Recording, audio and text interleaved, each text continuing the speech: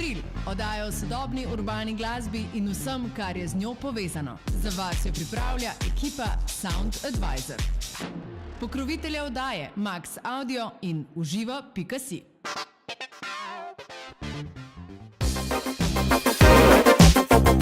Smo odlično.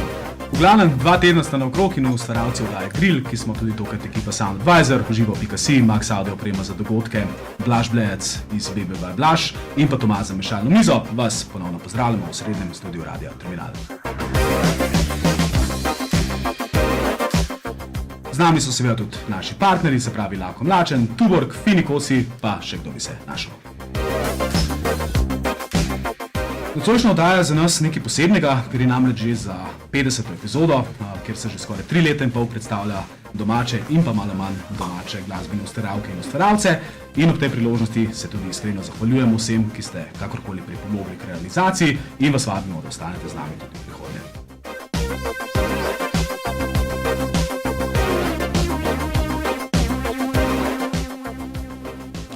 Čeprav je večina dosedanjih gosti in gostov, predvsem glasbenih ustvarjalcev, pa vsake toliko časa gostimo tudi koga, čigar delo presega zgolj glasbene okvire in tako bo tudi nocoj. Z nami je glasbenik, DJ, performer, intermedijski umetnik, aktivist, ki velja za veterana domačega elektronskega prizorišča. Poleg glasbe pa raziskuje tudi številne pereče teme sodobne družbe in velja za strastnega zagovornika odprtokodnega programa, cyberpunka, znanstvene fantastike, socialne ozaveščenosti in pa veliko drugih stvari, ki bo pa seveda kar sam povedal, Luka, živa. Torej, kot sem omenil, se bomo nocoj dotaknili marsikatere teme, zdaj najprej seveda muzika. Ti si na sceni že zelo dolgo, mislim, tam že okrog sredine 90-ih. Tako nekako, ja. Če se ne motim. Kaj pa je tebe najbolj zaznamovalo, se pravi tisto tvoje zgodno glasbeno obdobje, se pravi še kot poslušalec, ob kateri muziki si gor rastel, če domače rečem? Jaz mislim, da sem zelo hitro prišel do tega nekako ustvarjanja glasbe. Se mi zdi, da mogoče bi omenil recimo 2 osebi. Eno seveda oče, ki je pač komponist in dirigent in me v bistvu učil klavir in tako naprej, me v bistvu soočal z glasbo in tako naprej. Doma smo imeli zmeraj v bistvu veliko plat, tako da glasbe je bilo veliko naokoli. To je pač to neko prvo obdobje, preden prideš v puberteto in tako, ne, marsikaj slišiš, sprobaš vse različne žanre, hodiš na bolšji trg in kupuješ vinile, Beatle in take stvari, ne. Pa se mi zdi pa, da je v bistvu en zelo močen vpliv bil, bi rekel tako, že v tem osnovnošolskem obdobju konc so pol že neke stvari nastajale na klavirju in tako naprej, tudi kitaro sem se učil in tako. Tako da ne, ni bil noben problem nekaj svojega, kar pač probati, malo improvizirati in tako naprej. Vem, da sem tudi v 8. razredu začel eksperimentirati z majhnim kasetarjem, na katerem sem pol snemal majhne majhne lupe, ne vem, iz plat, ne vem, Michaela Jacksona in tako naprej in pol sem to v bistvu kazal svojim sošolcem, ki sem seveda čisto čudno gledal takrat, ne. To je pol pa bi rekel, da je že kar v zgodnji srednji šoli, se pravi, to je 14-15, to je moral biti, 92-93, sem pa začel hoditi v K4 na tehno večere, ki jih je takrat še vodil Aldo Ivančič. In tam sem se tudi nekako, mogoče bi se daj reči, takrat še kot konzument, v zelo v taki prvi fazi, srečal tako z ljudmi, kot so Borut Bernik, Random Logic in ta ekipa, ta prva pionirska tehno slovenska ekipa, tudi Umek je bil takrat naokoli in tako, pa se pa počasi Aldo prepustil mladi generaciji te večere v klubu K4 in takrat začel tudi Umek rolati in tako naprej. Hkrati pa tudi malo skozi par teh nekih oseb okoli in Umeka in te ekipe sem pol prišel v bistvu do dejansko neke strojne opreme, ki mi je omogočala, da sem v bistvu z računalnikom delal glasbo. Po drugi strani pa tle verjetno botrovalo temu, da sem se lotil v bistvu računalniške glasbe, ne pa recimo elektronske glasbe s pomočjo samplerjev pa synthesizerjev. Tudi to, da sem imel starejšega brata, ki se je ukvarjal z računalništvom. Tako da sem v bistvu od njega poherbal ful nekih starih računalnikov, oziroma zmeri, kaj je on dobil nov računalnik, sem jaz njegov star računalnik dobil. Tako da sem začel v bistvu na, nekateri bojo to vedeli, stari 386-ki. Spomnim, Ja, začel sem v bistvu delati muziko na trackerjih, na 4-kanalnem trackerju. To je bil pač nek software, ki je bil v bistvu edina možnost, da se dejansko iz te mašine, 386-ka ni imela nobenega procesorja pravega, v bistvu dobil nek zvok. Najprej na zvočniček kot računalnička, pol pa se, kakor pravimo, v bistvu je prva stvar je bil ta Covox, ki je bil v bistvu na printer portu povezanih nekih, 10 uporov, in to je v bistvu lahko šlo v hi-fi. In to je bil pač ta prvi kontakt, ki je mene v bistvu zelo povlekel in me tudi zaznamoval v smislu tega dela, predvsem z računalnikom. Kar danes sicer pol je že zelo tako, danes imaš vse te razne softverske sinte in the box, kot se reče, in je pol v bistvu delo z zvočno sintezo v bistvu tudi možno. Tako da, zelo zanimivo, ti si pravzaprav res mogel poznati cel proces, v bistvu ne samo proces, ampak celotno strojno opremo, tako rekoč od najmanjšega vijaka do potem končnega izdelka, se pravi v celoti, pa to v času, ko je bil dostop do informacij veliko težji, kot pa dan današnji, ko imaš YouTube, imaš tutoriale. Zdaj, a si imel ful težave pravzaprav takrat do znanja tega prijati?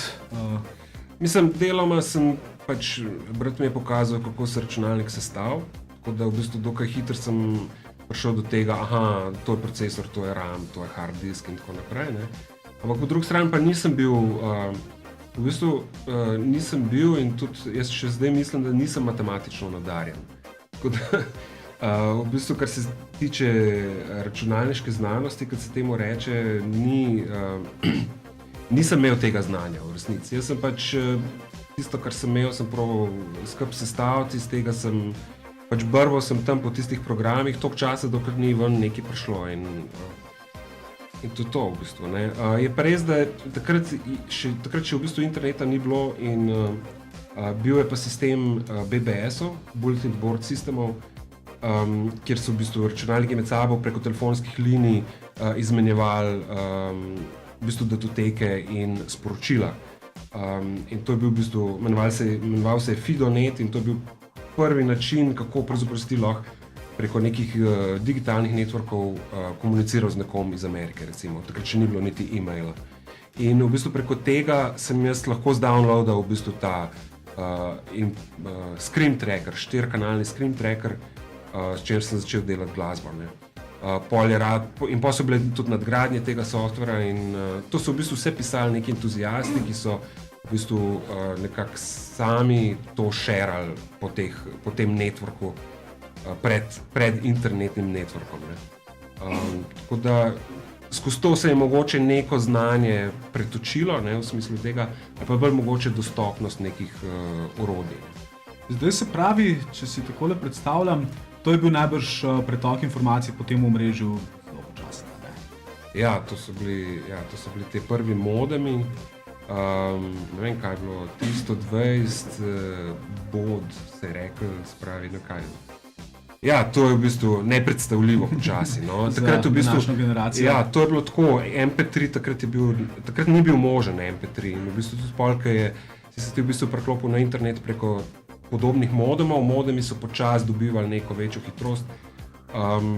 MP3 ni bil možen do leta 2000, zato ker je bil v bistvu internet prepočasen takrat še.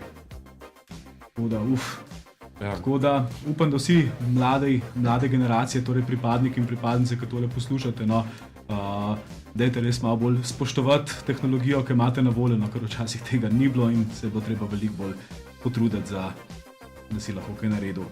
Imel si pa tudi, no, kot si sam omenil, kar bogato glasbeno predznanje, pa me zanima, ker sta se tukaj pravzaprav dve struji, no, pri nas v studiu izoblikovali. Nekateri naši gosti so trdili, da neko glasbeno predznanje ni potrebno, medtem ko so drugi striktno zagovarjali, se pravi, da je potrebno biti šolan glasbenik. Zdaj, kakšno je tvoje mnenje o tem? Jaz mislim, da tisto, kar je potrebno, je zaupanje svojemu ušesu. To je v bistvu tisto, kar se najbolj rabi. Mislim, da znanje glasbene teorije, igranja inštrumentov absolutno koristi. Pač nekdo, ki ni šolan glasbenik, bo verjetno imel več težav najti, dobro kombinacijo akordov, oziroma dalj časa bo rabil, da bo pač prišel do nekih, Ampak jaz mislim, da sam razvoj elektronske glasbe, tehnokulture v bistvu zelo jasno dokazuje, da sploh na tem področju, recimo, da na nek način lahko danes delaš elektronsko glasbo, recimo, če v glavnem govorimo o elektronski, nekako mislim, da predvsem moraš sam slišati, a stvar zveni dobro ali slabo, In zdaj eni ljudje so rojeni v bistvu z ful dobrim občutkom za to, eni so rojeni z slabim občutkom za to, vse to se da, tudi slab občutek za glasbo se da tudi do neke mere strenirati. Pravi, posluh ni nekaj, česar ne moreš strenirati. Tako da vse te stvari, meni danes recimo, zato ker ne igram redno inštrumenta in zato ker tudi nisem konec koncev šel na konzervatorij in tako naprej, danes čutim, kako mi manjka vsem neka hitrost v smislu, v bistvu mi te stvari mi dobro zvenijo, kako naj jih reproduciram, naprimer. Slišim nek chord progression, ki je v bistvu ful nenavaden in ful zanimiv. Kako bi jaz zdaj prišel do tega, lahko pridem do tega, ampak bom v bistvu ful dalj rabo. In v bistvu gre sam za to. Se pravi, da potem, če bi bil recimo producent kakšne pop glasbe, ki bi imel neke ubijalske roke, do katerih je treba pač album končati, bi recimo ti lahko to težavo predstavljali. Recimo, Si pa se pravi, diplomiral tudi na Audio Recording Arts na SAE Technology Institute v Londonu. Zdaj, poleg seveda očitnega, torej tehničnega znanja, kaj ti pravzaprav to šolanje oziroma študij v tujini še prineslo? Ja, to načeloma je čist tehničen college. SAE oziroma SAE, ki smo ga imeli tudi v Ljubljani, kot neko tako podružnico, to je pač veriga teh collegeov, ki v neki osnovi, se pravi, ponavadi dajejo predvsem tehnično znanje, se pravi, kako se snema, mikrofoni, miksanje, mešalne mize in tako naprej. Zdaj, jaz sem študiral ta pač BA, se pravi, sem v bistvu končal z neko diplomo in pač ta nek drugi del, drugo leto tega študija je obsegal neke programe, neke predmete, ki so skušali dati še neka dodatna znanja ali pa vsaj vpogled, kam se v bistvu lahko gre v neki glasbeni industriji, v nekem področju dela z zvokom in glasbo. Tako da jaz mislim, meni je bil to zelo koristen študij, zato ker sem bolj to, da sem videl, kam vse se da iti, kje najdem v bistvu bi rekel, neke resurse, če hočem v eno od teh smeri iti. Druga stvar je pa sigurno bila pač londonska izkušnja, se pravi, živeti in delati v enem takem večmilijonskem mestu, v bistvu verjetno enem največjih mest na svetu, pa tudi neki prestolnici glasbene industrije in tako naprej. Jaz mislim, da en večjih, bi rekel, lekcij, ki sem jih jaz tam srečal, oziroma kar sem videl tam, je v bistvu predvsem, da sem videl nek moment razčlovečenosti, oziroma razčlovečenja. Se pravi, v bistvu mene je predvsej prizadel videti bedo ljudi v enem takem velikem mestu. Jaz mislim, da tudi sama Velika Britanija Mislim, danes, vsem tem času, od takrat sem odkril tudi neke zelo zanimive pluse, ki jih takrat recimo nisem vedel. Mislim, da življenje v tako velikem mestu in v tako dragem mestu, predvsem, kar se tiče življenjskih stroškov, na koncu za mene ni bilo nekaj, kar bi si želel. In zato v bistvu nisem tam ostal in delal, čeprav bi človek pričakoval, da bi bilo super. V bistvu sem hotel delati stvari, ki so povezane z družbo, so povezane z nekim z neko skupnostjo, z nekim napredkom skupnosti. In v bistvu tisto, kar je bila moja glavna misel, je to, da če to hočem delati dobro, bom to verjetno boljš delal tam, kjer ljudi dobro poznam, kot tam, kjer jih ne poznam. Ne? In London je sicer zelo multikulti in pač imamo tam ogromno zelo različnih ljudi, ampak v bistvu je to vse neko področje, ki bi zelo pavšalno lahko rekel, da so to v bistvu severnjaki. Imajo neko drugo kulturo, ne? In v nekem trenutku se mi je zdelo, da mogoče tam, odkoder izhajam, ne? Tam v bistvu ljudi dosti boljš poznam, da vem dosti boljš, kaj so njihovi klikerji, spravi, kaj nam kot Slovencem, kaj nam dogaja in da v bistvu bi te cilje, ki sem jih nekako začutil, da si želim delati, na nek način lažje pač v bistvu tle delal. No, če se vrnemo k glasbi, torej ti ustvarjaš predvsem na založbi Kamizdat, ki jo tudi vodiš. Zdaj, če nas seveda malo več o založbi sami poveš. Ja, Kamizdat je spletna založba, ki sem jo štartal v bistvu leta 2006. In to je bilo v bistvu ob priložnosti prevoda Creative Commons licenc v slovenščino, ki se je takrat zgodil tle pri nas. Zelo je bila vpletena tle Ljudmila, takrat se je temu rekli Ljubljana Digital Media Lab. In jaz sem nekako tudi bil del te ekipe, ki je pač okoli tega nekako skušala zriniti ta prevod. In ob tej priložnosti se je pol naredil tudi nek majhen festival, ki se je imenoval Ustvarjalna gmajna. In na ta festival smo pol tudi povabili ustvarjalca oziroma izumitelja oziroma človeka, ki je v Ameriki postavil Creative Commons. To je pravnik Lawrence Lessig, katerega knjigo se je takrat tudi prevedel in izdal pri založbi Kartina.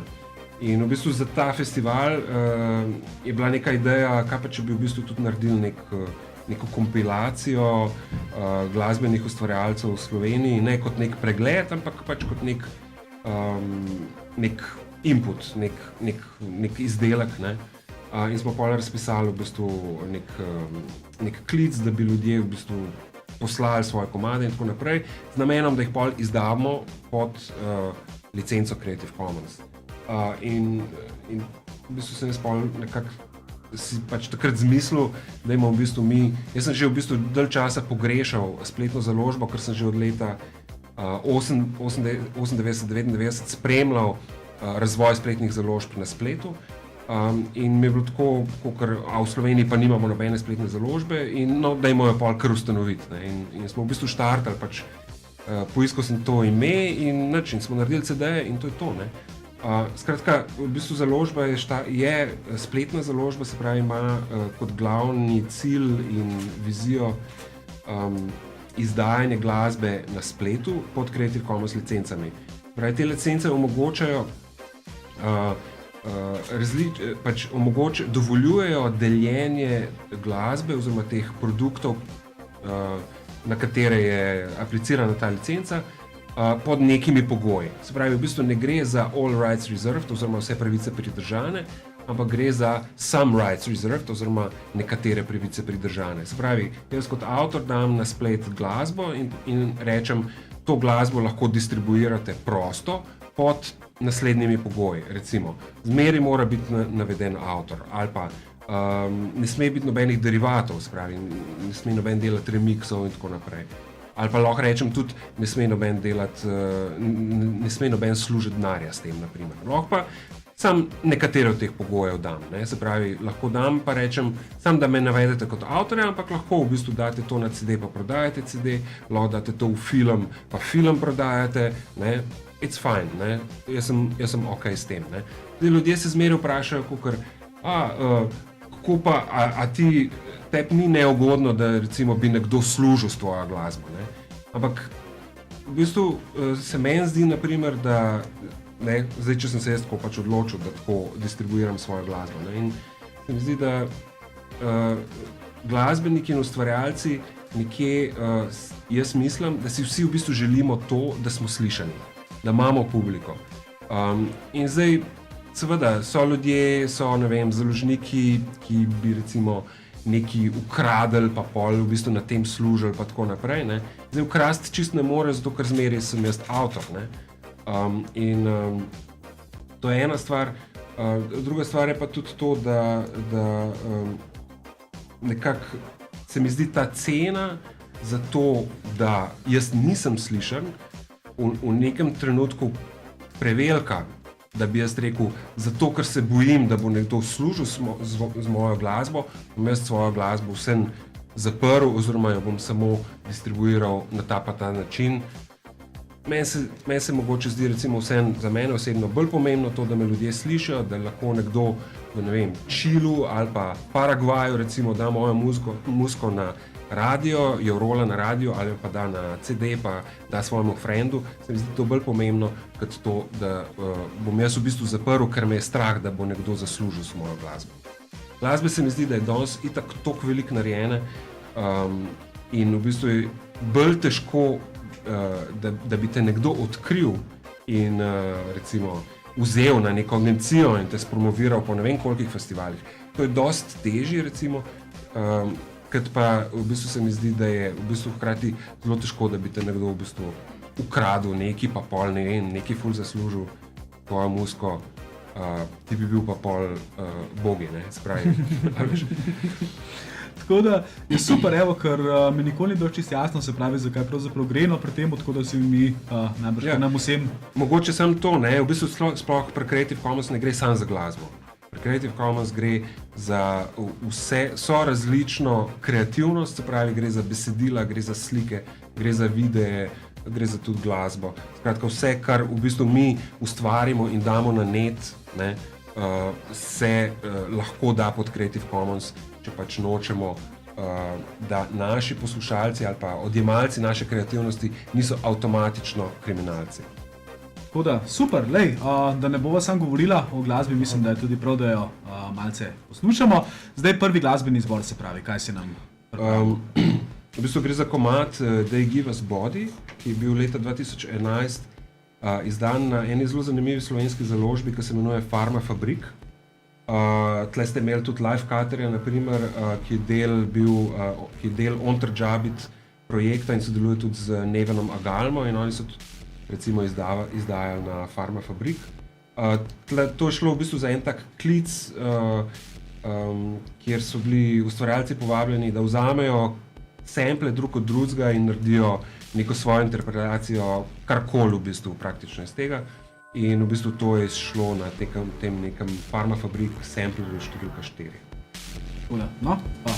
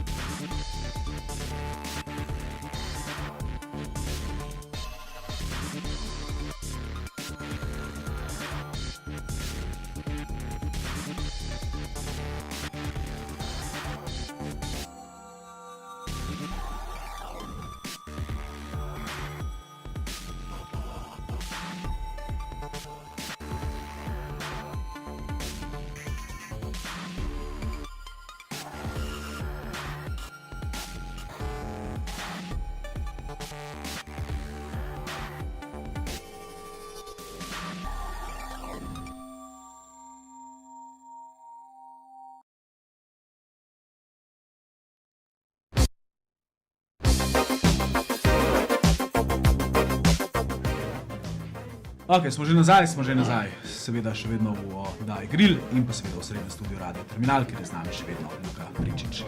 Torej, zdaj si kar veliko povedal o sami glasbi, glasbenem ustvarjanju. Poleg tega pa seveda se ukvarjaš številnimi drugimi zadevami. Se pravi, tukaj so performansi, gledališke, plesne predstave, razstave, večinoma pa to počneš v okviru zavoda Emanata, ne? Zdaj, zakaj pravzaprav gre v vsem skupaj? Ja, Zavod Emanat je ustanovila koreografinja, pa plesalka in performerka Maja Delak. Z njo smo v bistvu začela delati leta 2008 na eni njeni predstavi, kjer sem jaz pač glasbo naredil in tako. In pa je pač to ustvarjalno sodelovanje šlo naprej, tako da sem v bistvu pol naredila 2 dueta. Začela sva delati tudi muziko, Vanda in Nova Deviator je v bistvu najn skupen projekt. Tako da pa še marsikaj smo naredili skupaj, no. Tako da v bistvu gre za zavod, ki deluje na področju sodobnega plesa in sodobne umetnosti. Se pravi, delamo tako produkcije, izobraževanje in založništvo. V produkcijah so predvsem je letno vsaj 2, če ne celo 3 velike odrske produkcije se ponovadi zgodijo. In na področju izobraževanja imamo različne delavnice, okrogle mize in tako naprej. Na področju založništva je pa v prvih letih bilo kar nekaj zelo zanimivih knjig. Potem je pa zaradi situacije na področju subvencioniranja knjig ta program malo plahnil. Hkrati smo pa v bistvu ta kamizdat ven potegnili in smo v bistvu na glasbenem založništvu malo bili bolj aktivni, hkrati se pa knjižni program v bistvu v naslednjih letih tudi vrača. Tako da Emanat je v bistvu en zelo, za mene osebno, en zelo fajn okvir, pač tle je prišlo do enih dokaj jasnih, v bistvu na nek način je to okvir, ki mene tudi na nek način, bi rekel, zavaruje in hkrati me v bistvu poriva naprej. Recimo Kamizdat, sama založba Kamizdat je v bistvu počivala med letom 2006 pa 2013. 2013 oziroma 2012 sva pač z Majo razmišljala, kako bi v bistvu glasbo iz teh najnih 2 duetov izdala kot glasbeni produkt. In po nekem dolgem tuhtanju je v bistvu najboljša izbira bila, da vrnemo v bistvu Kamizdat spet v življenje.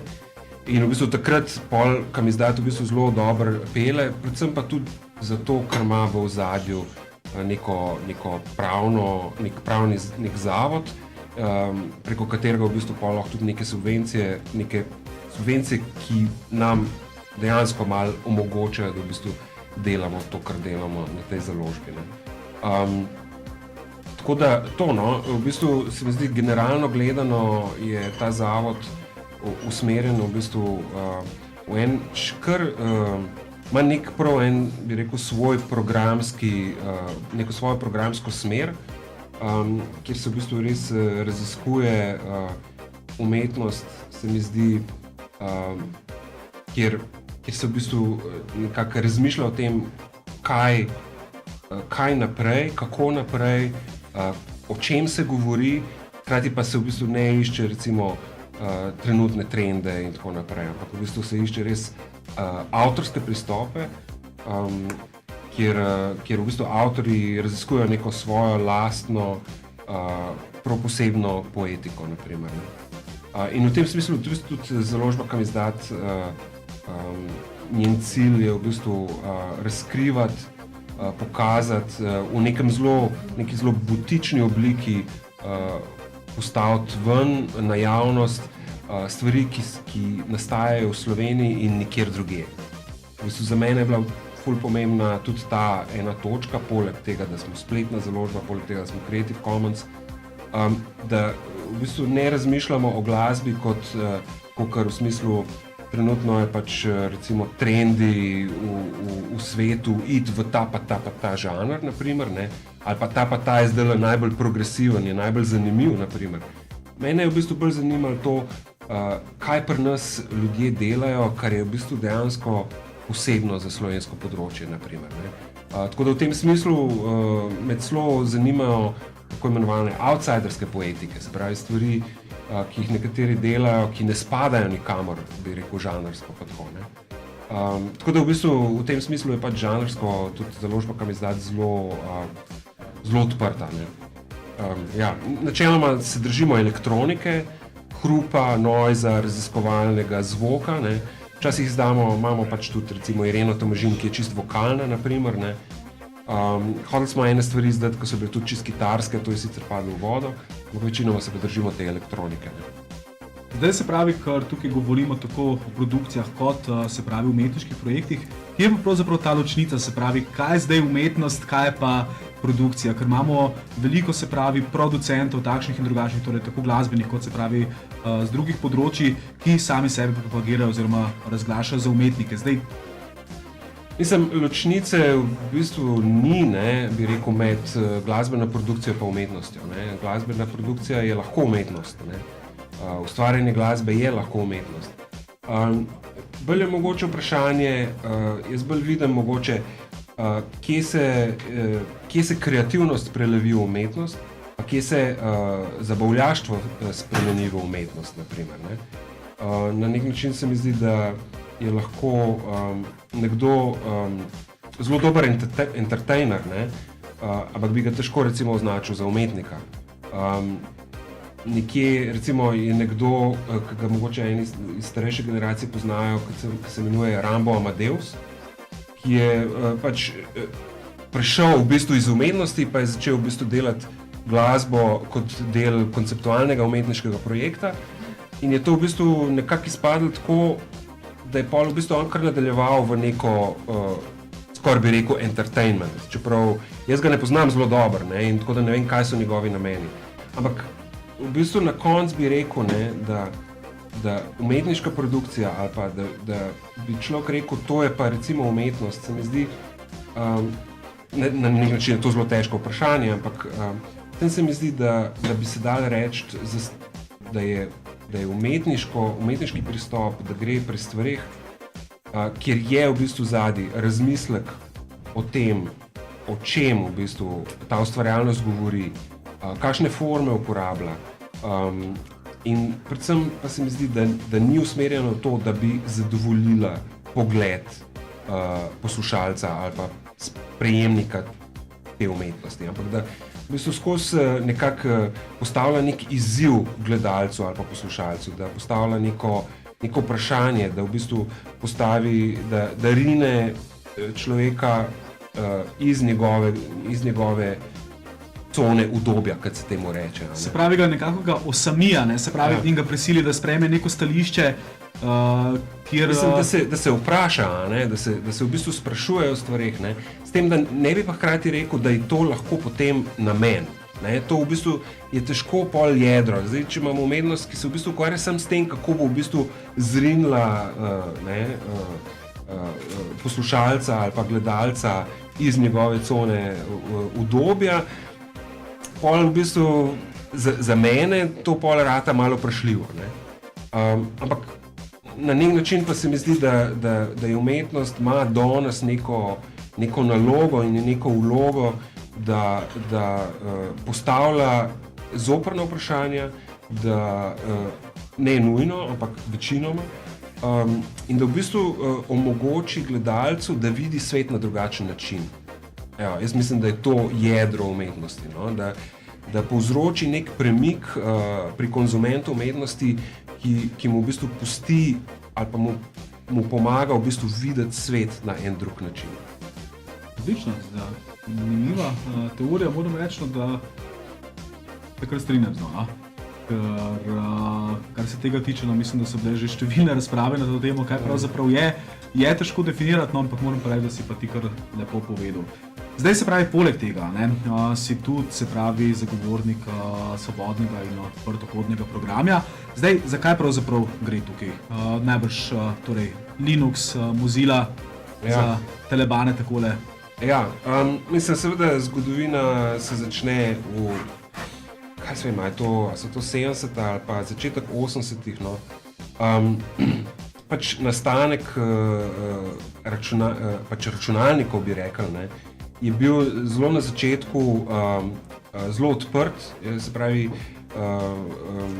ljudje, ki so v bistvu, se pravi, programerji, ljudje, ki so pisali programe, zato da so te v bistvu zelo velike mašine, te omare, ki so bile takrat, se pravi, to je bil čas pred hišnimi računalniki, da so delovale, da so nekaj izvajale, da so nekaj računale, so v bistvu programsko kodo, ki je to omogočala, med sabo prosto delili.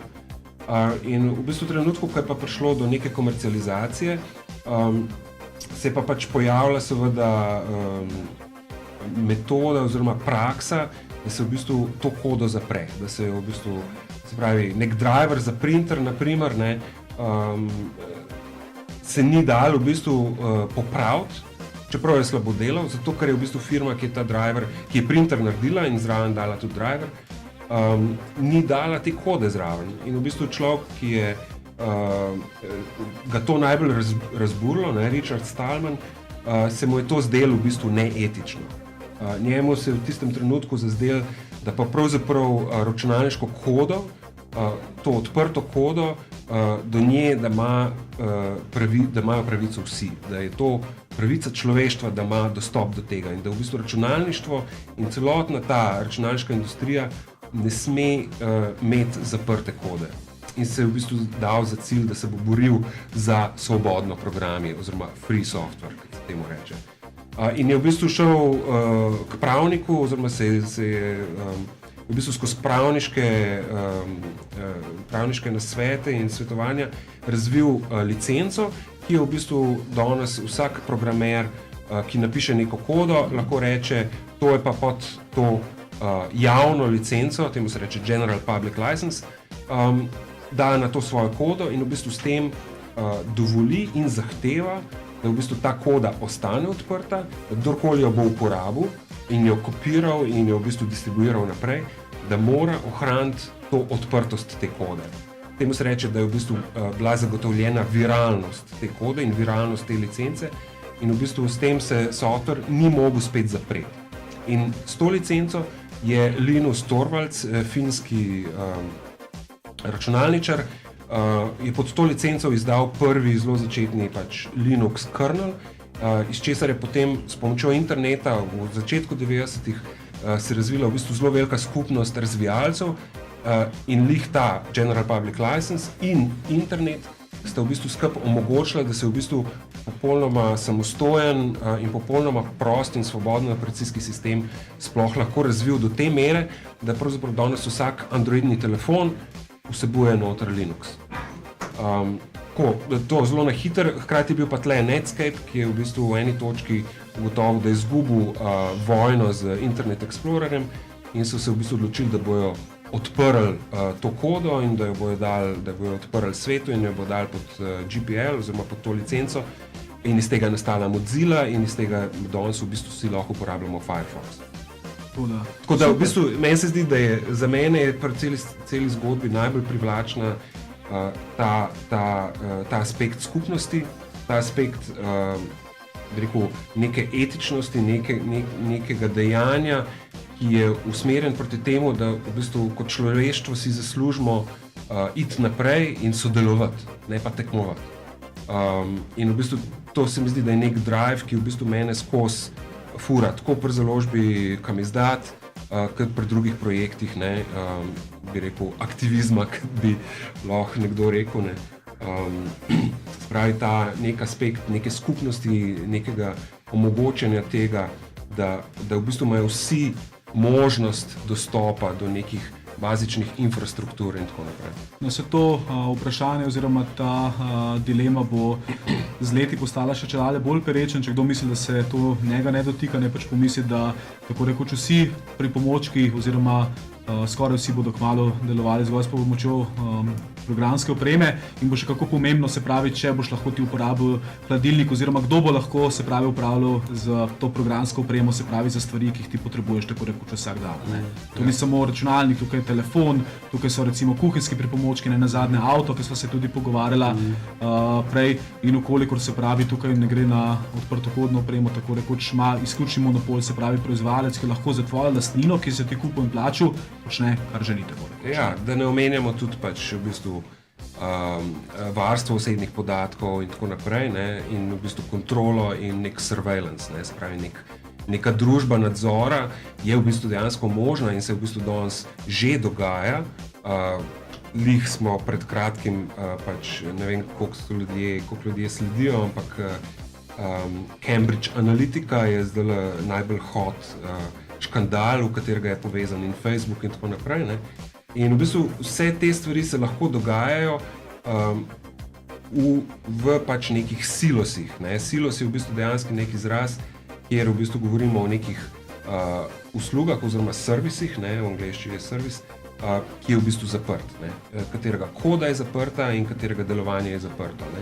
In v bistvu bi na nek način, če bi hotel, oziroma če hočemo v bistvu imeti neko besedo pri tem, v kakšno družbo se bomo razvijali in koliko bomo v bistvu družba nadzora, koliko pa ne bomo družba nadzora, bi v bistvu morali zahtevati, da vse servise, ki jih uporabljamo, predvsem pa servise, ki nam jih nudi recimo tudi država, naprimer, ampak tudi v bistvu neke privatne firme in tako naprej, imajo v bistvu kodo odprto. Ne?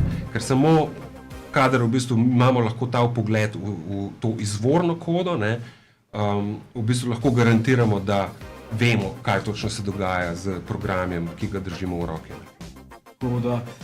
Tako, kot smo rekli, no, to bo sploh v prihajajočem času še zelo pereča tema. Zdaj, da ne bomo ljudi preveč zamolili oziroma jih preveč prestrašili, predlagam en glasbeni premor. Torej, številka 2 bo tole. Ja, bomo dali ta G minor, se pravi, v bistvu gre za remix, pač moj remix komada benda oziroma projekta Beatmeet. Beatmeet je projekt producenta, mastering inženirja Igorja Vuka, ki se mu pogosto pridruži tudi Antoko. No in tole smo v bistvu izdali na Kamizdatu seveda, to je bil album, lansko leto je šel album od Beatmeet in jaz sem pač naredil en remix tega komada G minor. Right back in this one.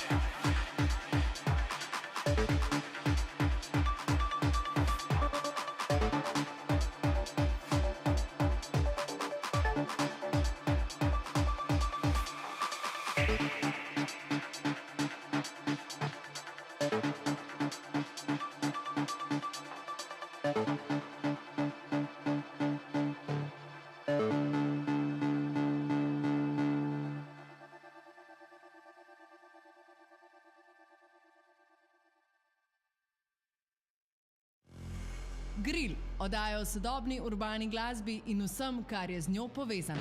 Pokrovitelja oddaje Max Audio in uživa.si.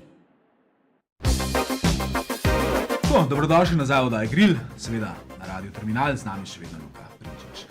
Torej, poleg tem, ki sva se jih nocoj dotaknila, se ti v veliki meri posvečaš tudi aktivizmu, se pravi neenakosti med spoloma, diskriminaciji žensk, istospolno usmerjenih, transspolnih oseb. Zdaj, kdaj si se ti pravzaprav začel zavedati, da tukaj ni vse tako, kot bi moralo biti, oziroma da bi želel sam nekaj narediti? Ja, no, tako kot sem malo prej že omenil, kaj jaz vem, jaz mislim, da sem mogoče bil že vzgojen tako, včasih se temu rekli liberalno, ne? V starem režimu je danes pač liberalno pomeni v bistvu nekaj drugega, no. Se mi zdi, da sem bil v bistvu, da sem imel zmeraj nek tak občutek za to, ali pa neko željo, ali pa da me v bistvu, da sem bil senzibilen za v bistvu neke nepravice v družbi, čisto enostavno. Tako da sem v bistvu že od zelo zgodnjih let, bi rekel, me nepravica v družbi v bistvu prizadela, čisto enostavno.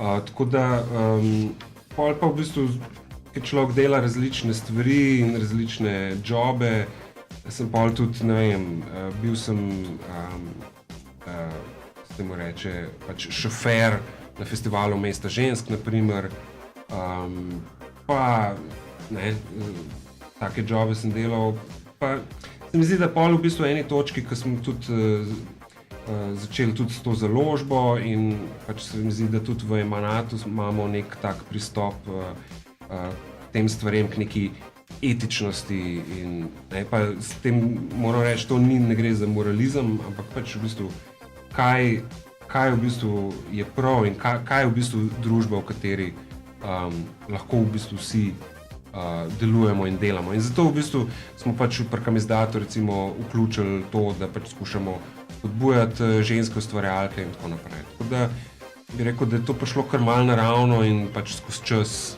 ne.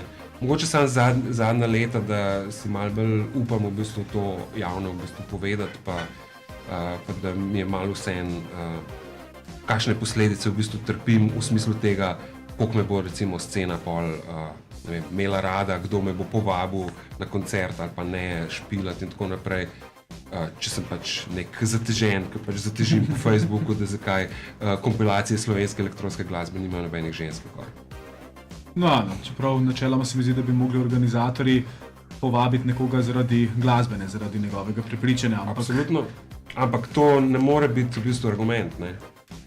To ni noben argument, da bi človek v bistvu bil slep za to, da nekaj ne štima, če imamo v bistvu 10% ne vem, glasbenih DJ-jev, pa glasbenih producentk, pa 90% tipov. Ne, ti ne moreš v bistvu reči, ja, sam, ne, glasba pove svoje in tle nimam okej. Ne, v bistvu nekdo, ki je organizator festivala ali pa ki fura založbo ali pa deluje kot glasbeni kritik, ima v bistvu to odgovornost, da v bistvu, ker je na poziciji moči, je v bistvu odgovoren na ta način, da v bistvu na te stvari reagira na različne načine, ne. In seveda ne more reči, da zato, ker si pa ti ženska, imaš pa prednost, ne, ampak lahko pa so pa v bistvu, je veliko načinov, kako v bistvu ti spodbudiš nekoga, ki je v bistvu deprivilegiran, ne. Naprimer? Ja, naprimer v bistvu lahko, ne vem, odpreš diskusijo o tem, lahko v bistvu se pozanimaš, zakaj pa je v bistvu toliko malo žensk v produkciji in pol tudi poslušaš, ko ti ženske v bistvu povejo, da jih v bistvu tipi šikanirajo, kao one nimajo pojma, ne. In pol začneš razmišljati, zakaj pa pride do te situacije in kako bi v bistvu lahko naredil situacijo, v kateri bejbe ne bojo šikanirane od strani tipov. In pol na tem nivoju delaš, ne. Tako da, ja, to je kar široka tema, mislim, da bi se lahko o tem pogovarjali še kar nekaj časa, ki ga pa nocoj žal nimava. Zdaj, seveda me zanima, ker ti bomo za drugi del oddaje prepustili vajeti, kaj si nam pravzaprav pripravil? Ja, danes bom šel skozi en tak zelo raznolik set. V bistvu bom začel zelo zvočno, zelo šumno, brez bitov na začetku. Lahko bi rekel ambientalno, pa bi rekel bolj zvočna umetnost bo. In šele v drugem delu se bom malo prepustil nekaterim bitom. Zarolal bom kar veliko stvari z založbe Kam izdat. Ena ali pa dve moje stvari boste vmes, pa ene par komadov, ki jih drugače rolam v svojih DJ setih. Toda super, predno ti zares torej prepustimo vajeti, si bomo seveda privoščili še en glasbeni izbor. Zdaj se pravi, številka 3 bo? To bo Sig Bender, ki v bistvu prihaja iz EP-ja, ki je pravzaprav povezan s performancem, ki se imenuje Techno Burleska, Tatovi podob oziroma Image Snatchers. V bistvu gre za eno zelo zanimivo stvar, ki jo delamo tudi na Emanatu, kjer delamo v klubu Gromka, praktično ne reklamiramo svojih dogodkov, ampak imamo v bistvu eno kar zvesto stalno publiko, ki prihaja na te naše burleske. Toda, zanimivo. Jaz se ti pa seveda res lepo zahvaljujem za obisk. Moram reči, da sem prav užival v poslušanju. Še veliko več časa bi, ampak kot rečeno, nažal že kar priganja. Tako da, Luka, hvala. Pa seveda za ostanek večera že, ko mi čakamo. Veseljem.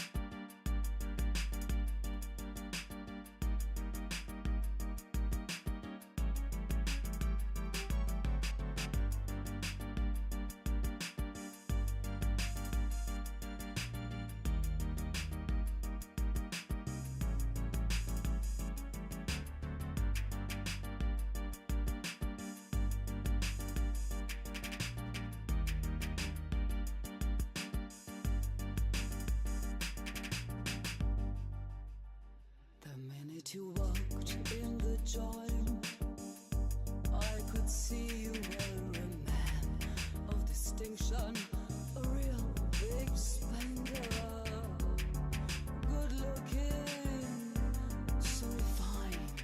Say, wouldn't you like to know what's going on in my mind?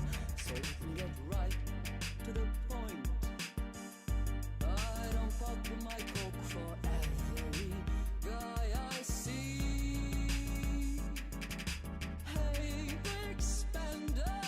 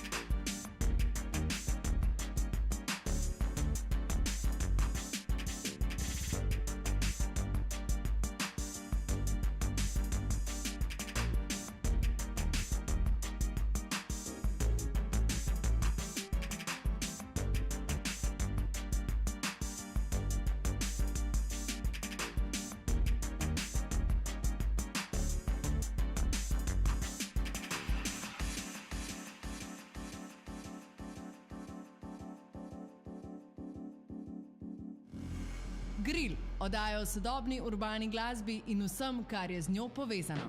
Pokrovitelja oddaje Max Audio in uživa.si.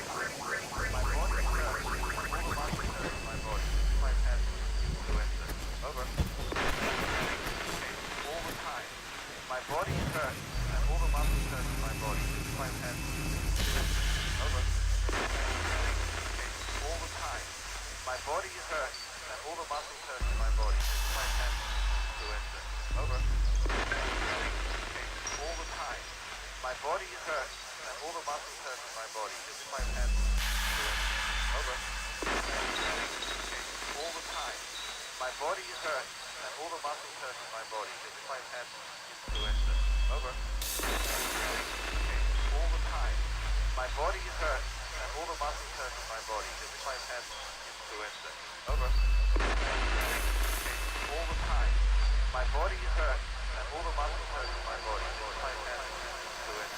Over. My body hurts, and all the muscles hurt in my body. This my hand to it. Over. All the time. My body hurts, and all the muscles hurt in my body. This my hand to it. Over. All the time. My body hurts, and all the muscles hurt in my body. This is my hand to enter. Over. All the time. My body hurts, and all the muscles hurt in my body. This is my hand to enter. Over. All the time. My body hurts, and all the muscles hurt in my body. This is my hand to enter.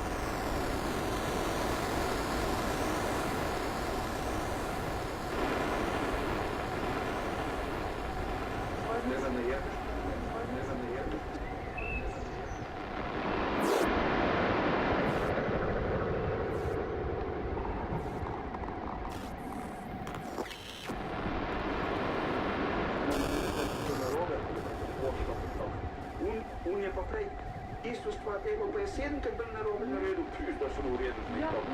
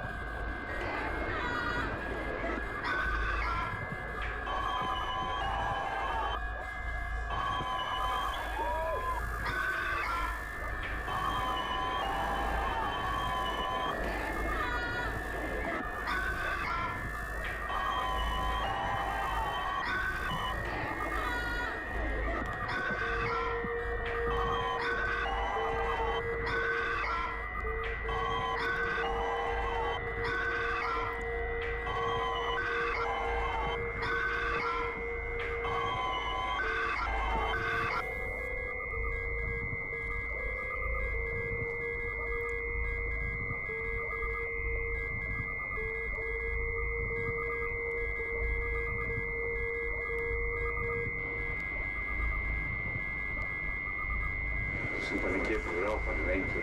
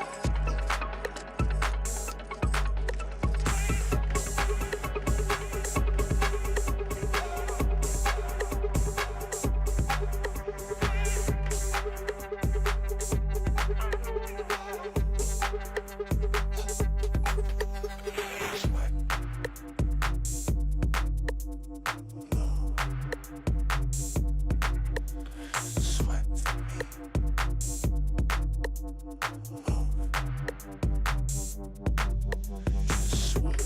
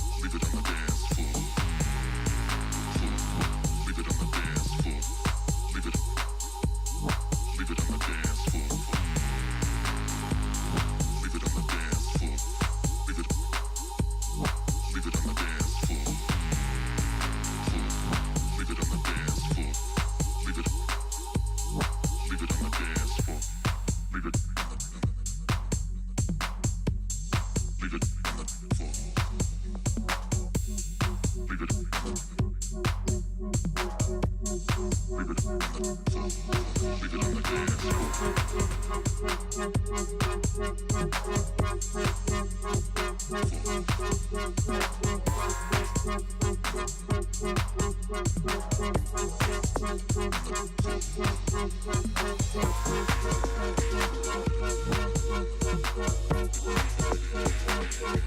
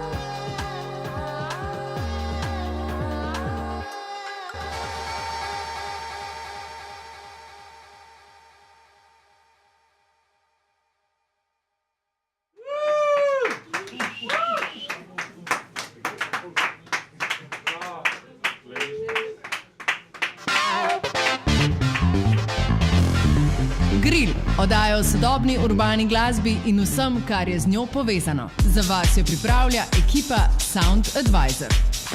Pokrovitelja oddaje Max Audio.